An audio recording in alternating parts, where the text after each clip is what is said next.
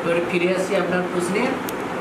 একদমই তৃণমূল কংগ্রেসের 21শে জুলাই মানে একটা আবেগ, তৃণমূল কংগ্রেসের 21শে জুলাই মানে একটা উৎসাহ, আর তৃণমূল কংগ্রেসের 21শে জুলাই মানে নতুন করে একটা উদ্দীপনা, আর 26-এর আগে 21শে জুলাই মানে নতুন রূপরেখা।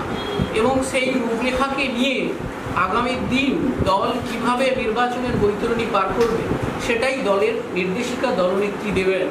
অনেক কিছু জানার, অনেক কিছু শেখার, নতুনভাবে ওই দিনটার সাক্ষী হওয়ার জন্য মানুষের আবেগ উৎসাহ জড়িয়ে থাকে। এবং এবারের 21শে জুলাইটা আমরা নিশ্চিতভাবে প্রত্যাশা করছি যে নেত্রীর কাছ থেকে যে দিক নির্দেশিকা পাবো তা আমরা পূর্ব মেদিনীপুর জেলায় যে কয়েকটি বিধানসভা আসন আছে নিশ্চিত জয় সুনিশ্চিত করার জন্য সেই লক্ষ্যে এগিয়ে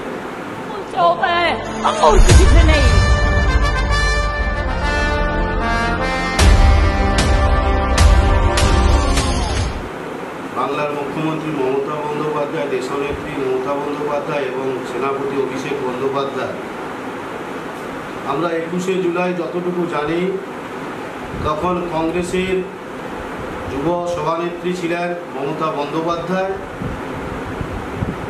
no vote no identity card, এই দাবিতে যখন রাজপথে, কলকাতার রাজপথে লড়াই করছিলেন নেত্রী মমতা বন্দ্যোপাধ্যায়, তখন বাম শাসনে সেই পুলিশকে লাগিয়ে যে তরতাজা যুবকের প্রাণ গেছে, সেই দিনটি আজকে স্মরণীয় দিন 21শে জুলাই। সেই 21শে জুলাই তৃণমূল কংগ্রেসের কাছে আমরা জানি দুটো দিন অত্যন্ত গুরুত্বপূর্ণ। এক হচ্ছে 21শে জুলাই, আর এক হচ্ছে 1 জানুয়ারি।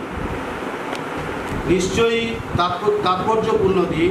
26-এর আগে এই 21শে জুলাই আগামী দিনে মমতা বন্দ্যোপাধ্যায়ের যে চিন্তা ভাবনা দিকে দিকে প্রত্যেকটা মানুষের মনের অন্তরে, অন্তঃস্থলে যে তিল তিল করে বলে তিলোত্তমাতে পরিণত হয়েছে, তার বহিঃপ্রকাশ ঘটানোর দিন।